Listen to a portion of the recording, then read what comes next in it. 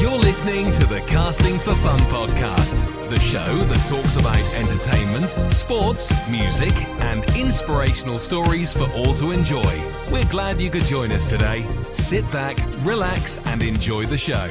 Now, here is your host, Albert Pineda. Welcome, everybody, to another episode of the Casting for Fun podcast. I am your host, Albert Pineda, and this episode is for Wednesday, August the 30th. 2023. For this week's episode, good friend Ryan Ferrante returns. It's always great to catch up with Ryan, one of my closest friends, to hear how he's doing, to hear how his great wife Stephanie is doing as well. And we talk about some really cool things that Ryan's been up to the past couple of months. World traveling. I mean, I'm really excited to get to hear Ryan's story that he got to travel with Stephanie and other family members to various destinations in Europe, and of course got to travel to Japan. I'm really excited to hear about those trips, and especially the Japan trip. That one's going to be a really fun conversation with Ryan. And of course we also talk Dodger talk, because Ryan's obviously a big fan of the Dodgers, and we even talk about Ted Lasso season 3. Minor spoilers for Ted Lasso season 3. So if you remember, Ted Lasso is a show that it's highly recommended by both my wife and I.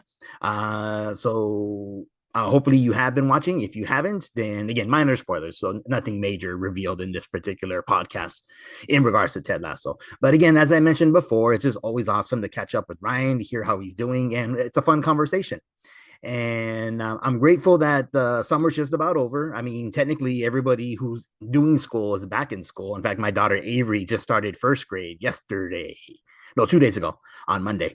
So yeah, it's a cool. The fall season's upon us. Football's coming back very soon. Hopefully this triple digit heat goes away.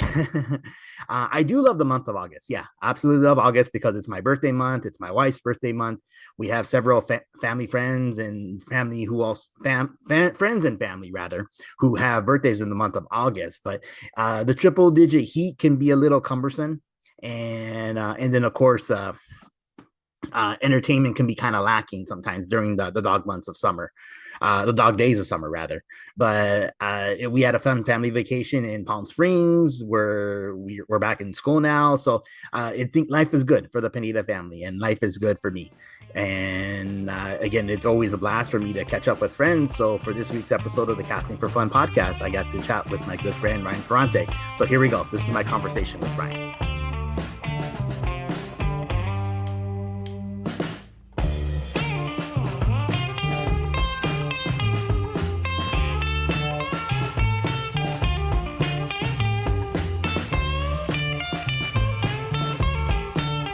So welcome back to the show, Ryan Ferrante. Ryan, how are you tonight? Hey, Albert, I'm doing good. How are you?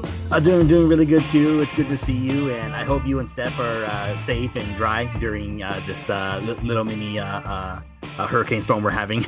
Yeah, a little unexpected, but yeah, we're doing good. Hopefully you are as well. Yeah, everything's good with the family, and I mean, staying dry. I mean, normal day today, but yeah, so things are going good. Oh, good to hear. Very cool. So I'm always excited to have old friends back on the show, just talk about various cool things that are going on with you. I mean, your world travels. Like, I'm really excited to hear those stories. Oh, okay. And then of course the Dodgers are hot. I mean, it's been we don't want to count our chickens for their hatch, but I mean, just consistently year after year they're always competitive. So it's always great to see that as a fan. So yeah, some Dodger talk with you would be great.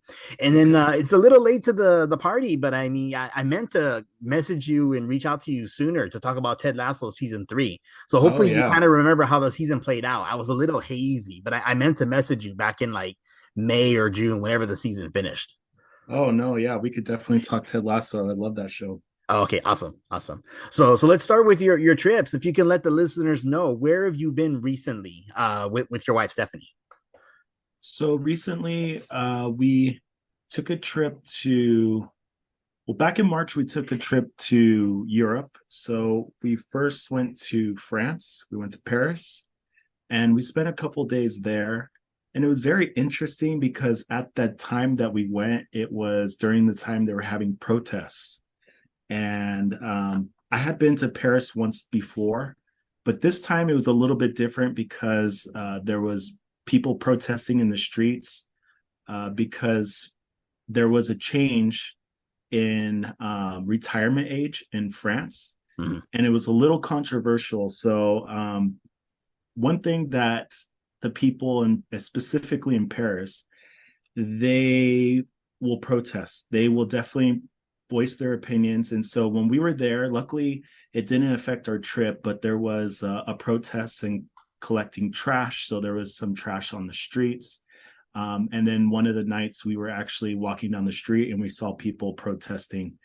So it was a little interesting, but it was good.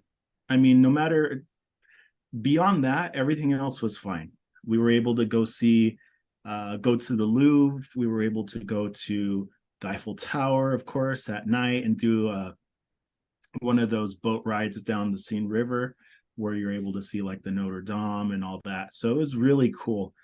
So that was our first stop, and we spent about 3 days there, and then we flew over to Barcelona, and that was really cool.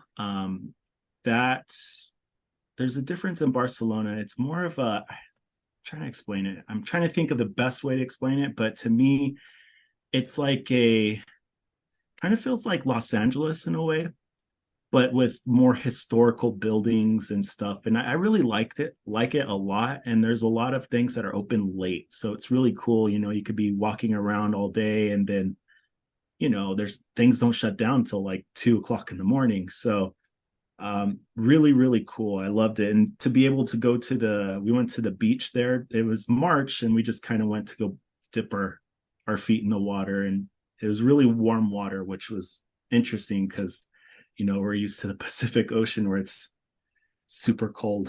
So yeah, so it was cool, Barcelona. And then from there, we finished the trip off. We flew over to Rome, and we were there for 4 days. And that was really cool. We had the chance to do a pasta class where we were able to learn how to make pasta, and we were able to go see historical sites like the Colosseum, also the Roman Forum where they had all the buildings. It was super cool, and it was really cool because we had a tour of the Colosseum, and our tour guide was actually American. He was a dual citizen of Italy and America, but he was from Philadelphia, and this guy knew everything there was about Roman culture, Roman history. I mean, it was just a really good tour. And so we really enjoyed that. Rome was like a highlight of the trip for sure. Oh, Yeah. very cool. Very cool. So actually, I have several questions about the various destinations you hit up in Europe. So you Sure. mentioned for the Seine River, is that right? In France? Yeah, I don't know if I'm pronouncing it right or not, but yeah, Okay. the sign, Okay. yeah. Okay, so please forgive us ignorant Americans. Yeah. Anyone who knows the correct pronunciation who's listening. Yeah. So you mentioned taking it at night. Is there really that much of a difference? I mean, I think I've heard that Paris is kind of referred to as the city of lights, right? So I guess that you want to experience it at nighttime. Is that correct? Well, actually, so we actually did the river tour during the day, Mhm. but we did go to the Eiffel Tower at night, and I believe I think it's every 30 minutes or every hour. I can't remember exactly, but they do they'll put on the sparkly lights on the tower. And so that was really cool because you're able to be there, and it's very like romantic. It's really nice being able to be there and then see the lights, and they sparkle for about, I would say, about 5 to 10 minutes. Mhm. So you get to take pictures and stuff. So yeah, I would say, yeah, it's a city that definitely has going out at night has a different feel. And but definitely I would say if you were to go into Paris, definitely see the Eiffel Tower at night. That's a highlight for sure.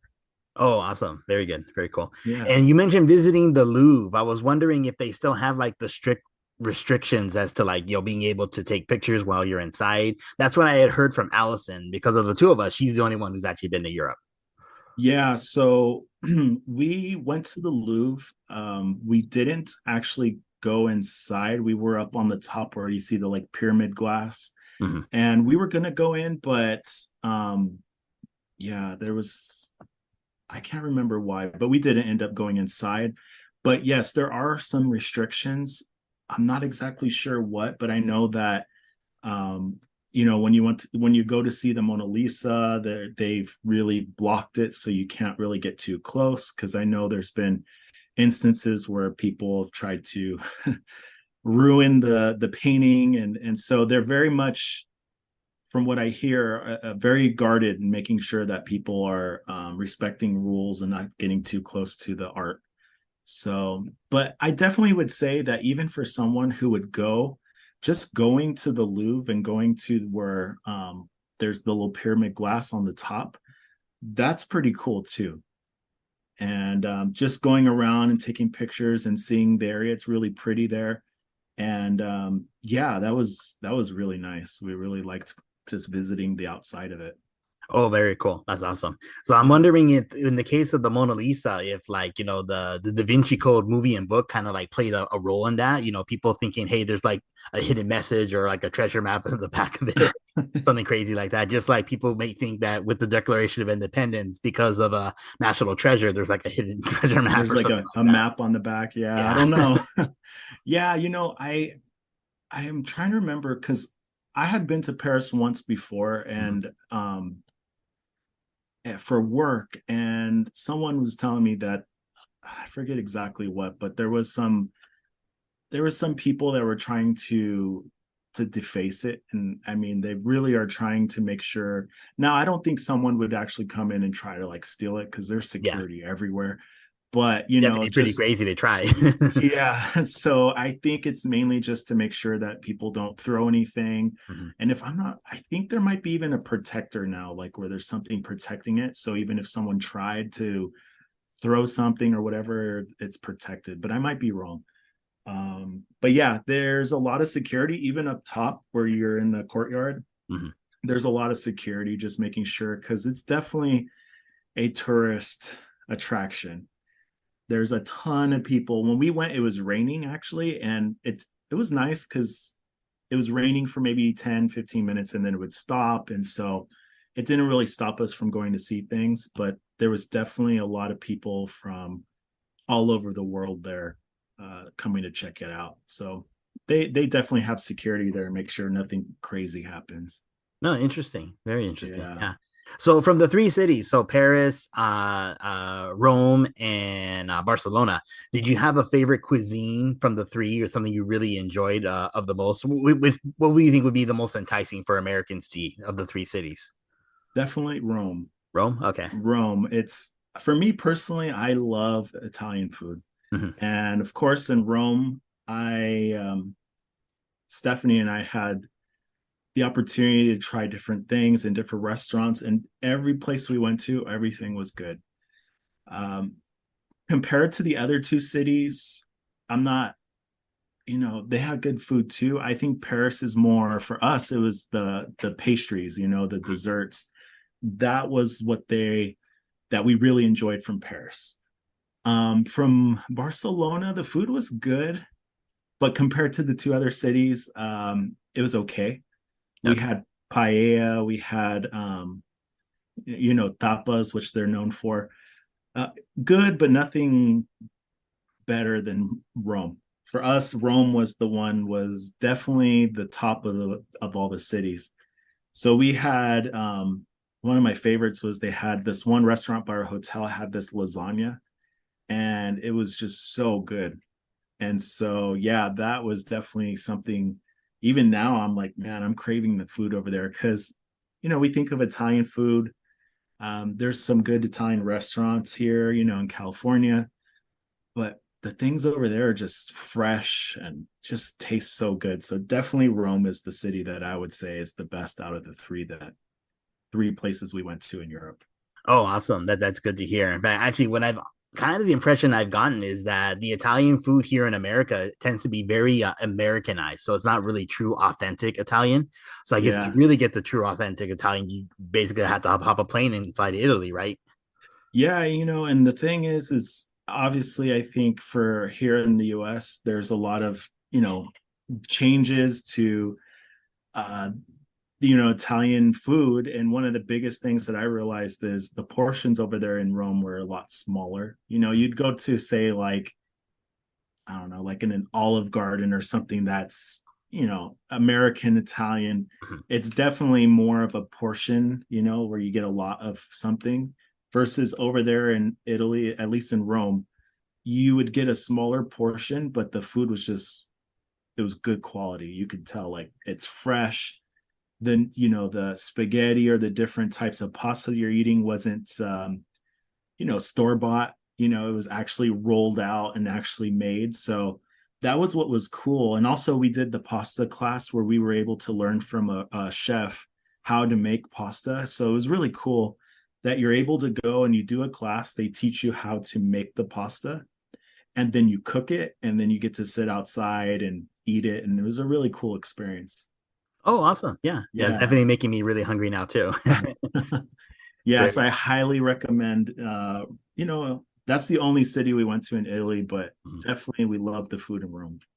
Oh, okay. Very good. Very cool. So I actually had I guess, a comment or question that will segue into the next part of the discussion that I wanted to bring up. So you Yeah. mentioned getting to see the Colosseum, which is Mhm. really cool. I mean, it's one of the eight wonders of the world. I guess initially, like, there was seven wonders of the ancient world, where I think the only one wonder that's still standing are the pyramids in Egypt. But I guess with Okay. the modern wonders of the world, like the Colosseum is one of the more modern ones, which is really cool that you actually got to see that in person. In my mind, though, what I think of basically, if you're going to add on like another wonder of the world, like the ninth wonder, for me, it would be Tower Records in Japan. So I'm Oh, actually someday I absolutely want to make a trip to Japan and visit the last standing Tower Records. I think it'd be really, really cool to see. So I know you and Steph had the opportunity to fly to Japan and visit there. What was your yes, experience like? And please tell me you did go visit the tower over there. I definitely did. Awesome. Awesome. And so, yeah, Japan. So, yeah, we came back. We went to Europe in March, and then we decided, kind of spontaneously at the beginning of the year, we said, okay, let's take a trip to Japan. And so this trip, the Europe trip was just Stephanie and I, and then our Japan trip, we ended up being, it was Stephanie and I and our nephew Noah and my sister-in-law. Awesome. So the four of us went, and it was really cool. We obviously, the difference is though, is that, in Europe, you can go to pretty much, at least in our experience with Paris, Barcelona, Rome, you're always going to find someone who speaks English. Mhm. So the language barrier isn't as bad as, say, Japan. Japan was a little bit more difficult to communicate, but don't get me wrong, they were super nice. The people are super nice and they will help you with anything you need. And I was very impressed of it's part of the culture. They're really, well, to take a step back, if you walk in the streets of Tokyo, it's clean. Mhm.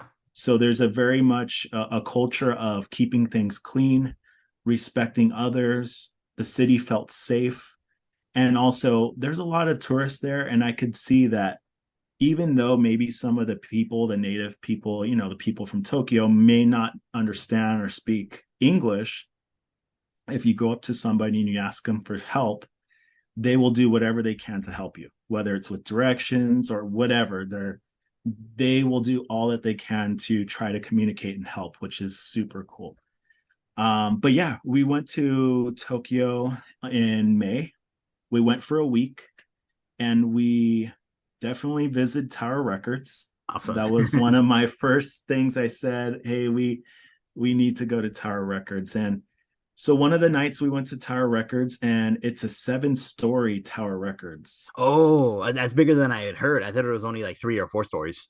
Yeah, it's 7 stories, and each level has different like categories of music. Mhm. So one level, and K-pop and J-pop is very popular. So there was a few levels, like maybe 2 or 3, that were just dedicated to that genre of music. Mhm. But they did have I believe it's like the 4th or 5th level that was all vinyl records for any bands, what international everything. So Mhm. it was really cool to see to go through and find some bands that had Japanese pressings of vinyls. Mhm. So they had so much. It was just full of vinyls. And I mean, we were just going after looking and trying to find different things, and there was just so much. But definitely Tower Records is still booming over there.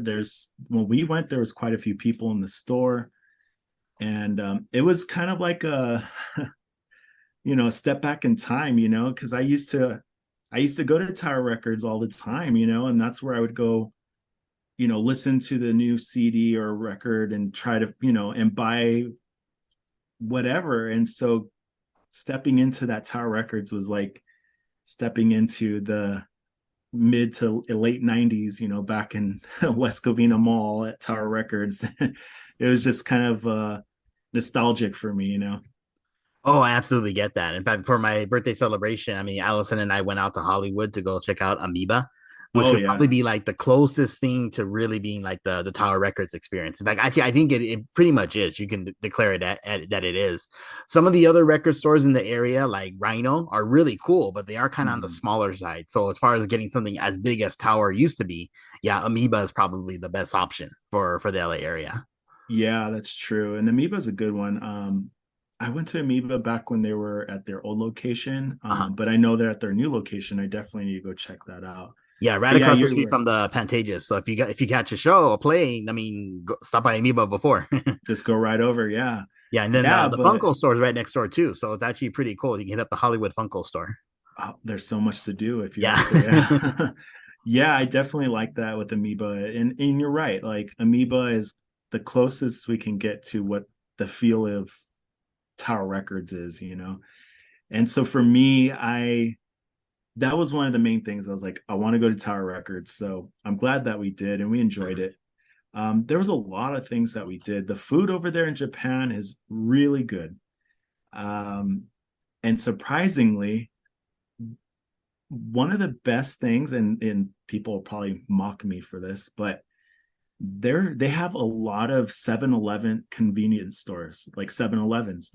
And the food that they have there is really good. They have like they just have like these hot, you can get like a teriyaki bowl, you can get like these pork buns, and they were just really really good. So there was always like a 7-Eleven close to our hotel, so sometimes it'd be late at night or early in the morning and be like, I'm gonna go over to 7-Eleven and pick something up. And with like $3, because the food's really cheap, with like $3 you can eat a whole meal and it's like really good food. So Oh, I that's did that a few times. Yeah.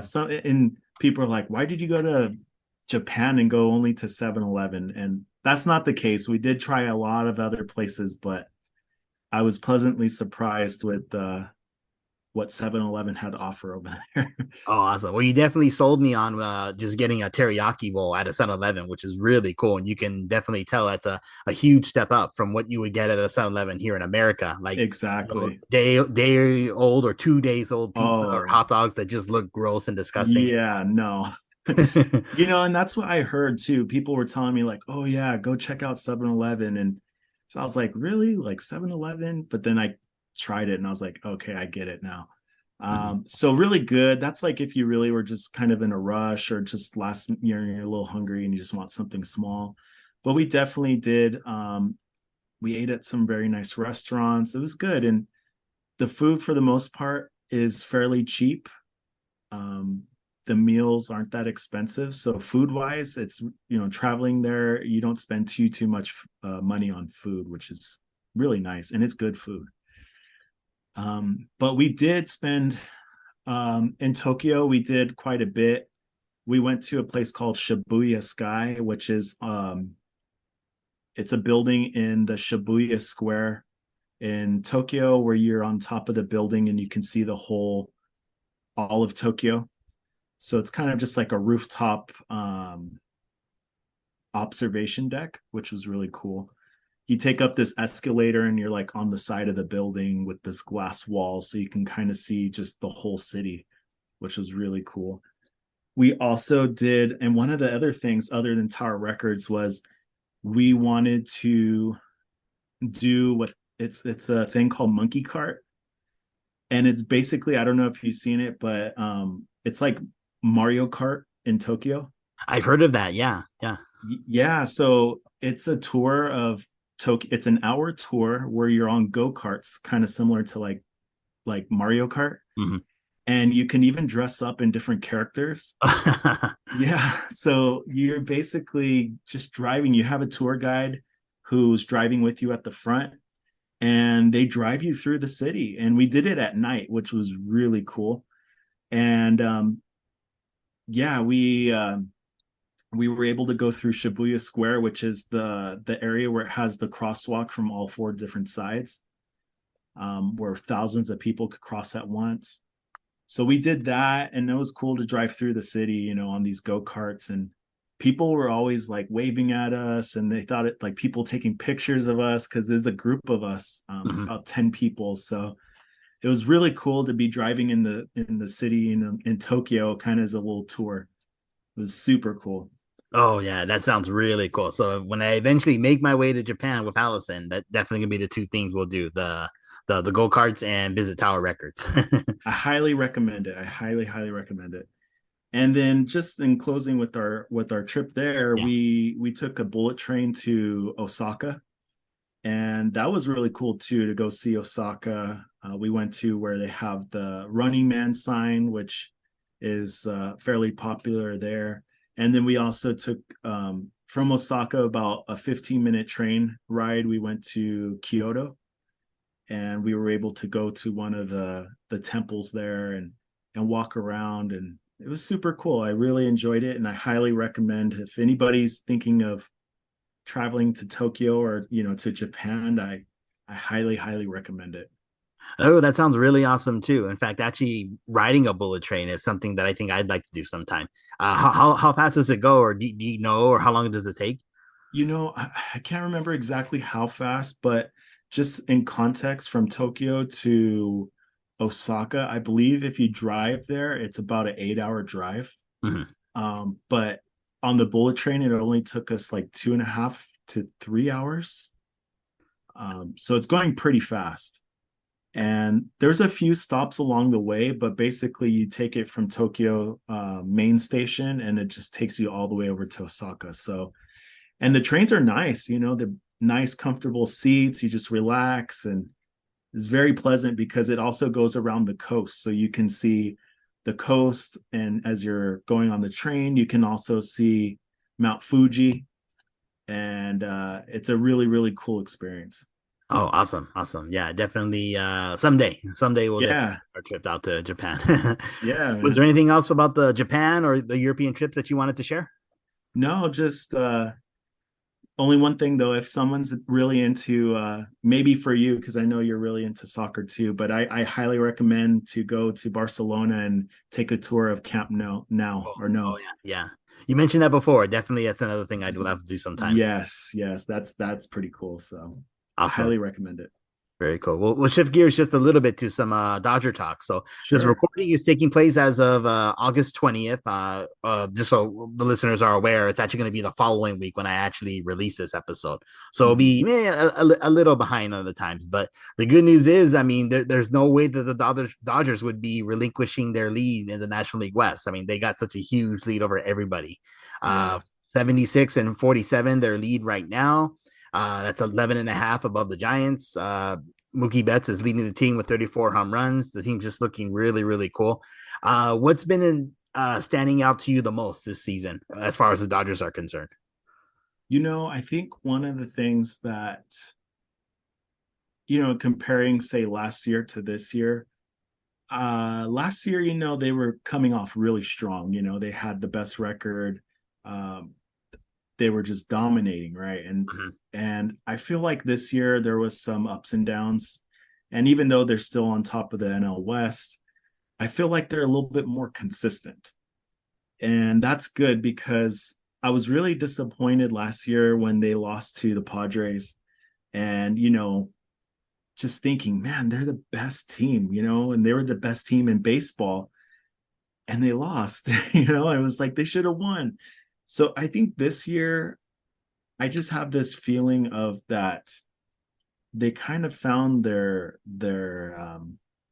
momentum, And if things, we hope that things continue as they go, I feel like they have a chance, that they could have a chance to really continue doing well in the next, the end of this month and next month going into the postseason.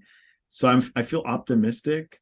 I'm also very glad and happy that they brought back Kike Hernandez. Mhm. I when they brought him back, I know he was having some of issues or kind of a slump in Boston, Mhm. but I don't know. I mean, even if Kike doesn't do all that great here in LA, I think just it's a morale boost, because he's a Dodger, he's been here before, everybody loves him. He brings this kind of this spirit to the team. So I was very happy to see that he was coming back. Yeah, and I think for the most part, yeah, I'm just excited. I'm excited to see what they do. And going back to what I said, I think it's the consistency that this year, it's not like they have to be the best team in baseball when it comes to the record, because I think right now was it Atlanta who's got the best record in the Yeah. MLB. But I don't think that matters as much as just being consistent and winning games and just doing what they're doing. I think the formula that they have right now it's working, and I hope they just continue doing that. Oh, absolutely. Me too. I think it's going to be an exciting stretch down for the month of September, and then going into postseason in October. That's going to be really, really fun and great to see. Very likely, I think that the Dodgers and Braves meet each other for the National League Championship Series, and then one of my guests who will be on before you, Ryan, it's Carlos Garcia, who we knew from Temple City. He seems to think it's going to be Dodgers versus Rangers for the World Series. So it should be pretty interesting to see what happens. I mean, again, I don't want to jump too far ahead of ourselves and Yeah. get too overly excited, but like you said, I think it just seems to be the things are gelling really, really well, maybe better than they were last year, but at the same time we thought they were gelling really well last year too, so who knows. Yeah, and like you said, I'm just hopeful, and again, I think if they continue the way they are, they'll be good. I do see that Atlanta would be a challenge. They're a really good team. So uh, I also think that, yeah, they'll probably face them. And if, as long as they stay healthy and they continue doing what they're doing, yeah, I don't see why they can't make it all the way. Very cool. Anything else with the Dodgers? No, I just know that, what was it, yesterday or whatever, that they were going for their win streak. They were pretty high up there, and unfortunately they lost that, but oh well.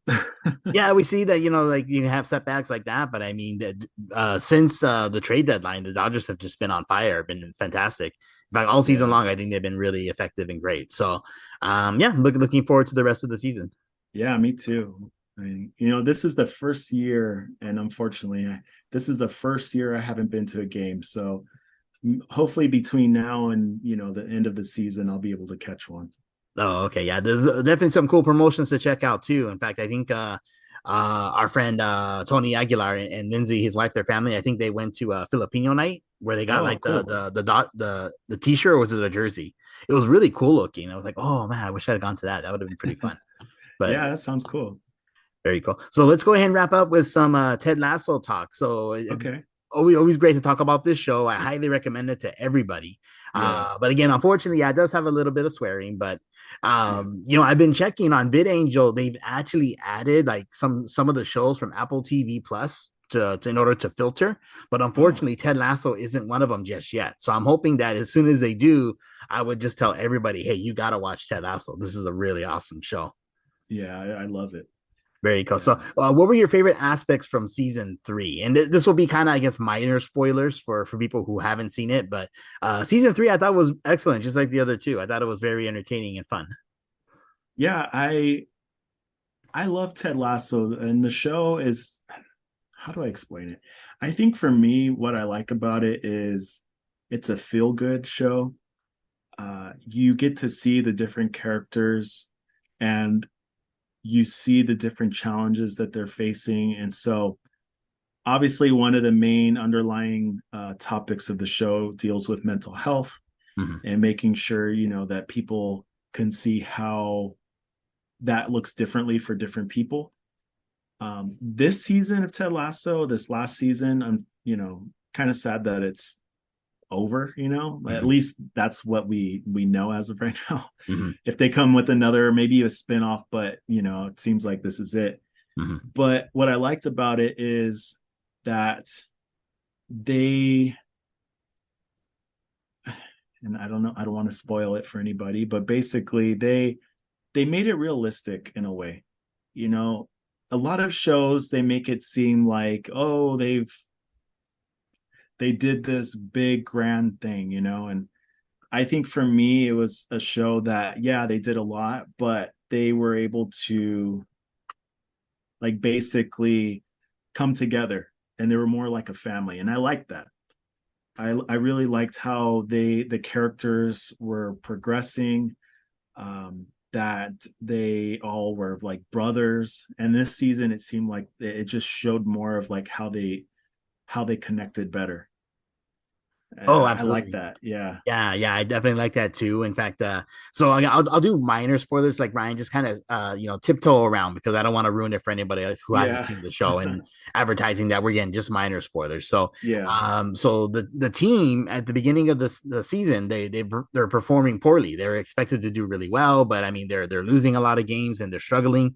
And then just out of like pure accident, because like I guess Ted accidentally has like an acid trip or like a fake one. I guess I don't really remember what Oh exactly yeah. happened, but he has just this epiphany and vision that in order for the team to progress and get better, they needed to implement total football, or as we would know it as Americans, the triangle offense. Which again, if Mhm. you're a Laker fan and you're or even a Chicago Bulls fan and you're a fan of Phil Jackson as a coach, you'll definitely be familiar with that strategy, where you have three guys who are essentially running the offense, but they're working together as a cohesive unit. They're aware of each other's movements. That's constant flow. Basically, just the way as you explained it, Ryan. Like they're working together as a cohesive unit, as a team, as a family, and it's building the team together and making them all like unselfish players. I mean, just making them really effective in what they do. So again, just implementing the triangle offense, because again I'm a huge fan of that type of basketball concept, or total football as they call it on the show. I Mhm. think is very, very effective, and it's kind of cool just because I like it so much that's actually what kind of turned the team around. So that was an aspect of the third season that I really enjoyed. Yeah, and that was, like you said, it was kind of like a turning point for them, and I'm glad, and I remember that they were explaining that, and they were talking about um the history of it, and it was kind of cool. That's why I like the show, because it's not just about Ted Lasso or Richmond FC. It this season, when they were talking about total football, they were talking about the history behind it. And so for as a soccer fan, football fan, you're just kind of like, oh, this is cool. They put some effort into actually explaining what it is so you understand. It was Yeah. really cool. Yeah, and if But I remember correctly on the show, I think they did give proper credit to the actual architects of the strategy and the play style. A gentleman by the name of Sam Barry, who was a USC coach back in like the late 40s, mhm, and then further developed by one of his players, Tex Winter, who served as a assistant coach to Phil Jackson for under the Bulls and the Lakers. So it was kind of yeah. cool just to get that history, like you mentioned, Ryan, and then just seeing how the players started using it and started winning games, which was really, really cool as well. So we got to see that the whole team kind of had to have their redemption arc and a few other aspects. I mean, again, I don't want to spoil it too much, but again, there's a really cool episode where one particular player like stands up for his teammate, which it was Yeah. cool, done in a very tasteful, very effective way, I thought. So and then we get to see the redemption arc of another character who maybe kind of seen as a little detestable, but he at the end, again, spoiler, sorry, that he kind of redeems himself. I don't want to say which character. If you start watching the show, you'll know who I'm talking about. But Yeah. but I just love the concept and idea that throughout the whole series, Ted often would compare his players to goldfish and say, "Hey, be a goldfish. Like if you make a mistake, immediately forget it, so you don't weigh yourself down, and that you can always change the person you are to be someone better. So I think the whole series, I think, would look at it as a redemption arc for just everybody, that you can Yeah. always change for the better. Yeah. Yeah. And, that's what I loved about the show because, I love soccer. I love watching, anything about any show about, soccer, football, Ted Lasso, Wrexham, FC, all those shows I love. But what I liked about Ted Lasso is the fact that you have this character, Ted, who is learning, because obviously he comes in and he's not really familiar with, how the sport is. He's not a perfect guy by any means, and he has his own challenges. But what I really like about the show is that he's still able to make a difference. He really inspired his team. He really made them he was a big part of making them as a family. Mm-hmm. And so I like the idea, or I like the concept that they were able to have a character like him who had his own challenges, but was still able to make a difference. And that's kind of like in our life, sometimes we may think, oh, I can't make a difference because, A, B, and C, I deal with this or depression and anxiety, but, he did too. Mm-hmm. And look at him, he was able to have a successful team. So I like that, that it was a show that focused on soccer, and it also focused on, their connections and how they become together as one. Absolutely. Very good. Awesome. Yeah. Was there anything else about Ted Lasso that you wanted to bring up, or anything else in general? I just think with the Ted Lasso, I'm just hopeful. Part of me is kind of okay with them just, if this is the last season, because sometimes, if I'm not mistaken, I think this is the last season. And, I was happy with the way it ended, and I won't explain, but, if there was some sort of spinoff, I just hope that it would be, not just to cash in, like just to come back and do something to get more viewers. But if they were to do a spinoff, maybe, they would really have to put in an effort to make sure that it's written well, because there's going to be a lot of high expectations. So I thoroughly enjoyed it. And I'm glad that I was able to watch it. Absolutely. Yeah, me too. Great. So I think we're good to go ahead and wrap up for tonight. Ryan, thank you so much for sharing your experiences. In fact, actually, as an outsider for me, I was actually very curious about that, like how easy it is to travel to faraway destinations like that. Because again, I've only ever really just been out of the country once to serve my mission in Brazil. So to learn what Japanese culture is like a little bit, and other European countries as well. And then, of course, always fun to talk Dodgers and Ted Lasso with you. So thank you for giving me your time tonight, Ryan. Oh, well, thank you for having me. Oh, and one quick thing. If anybody's interested, one tip that I have, if anybody's interested in visiting like Europe, Costco, go on Costco.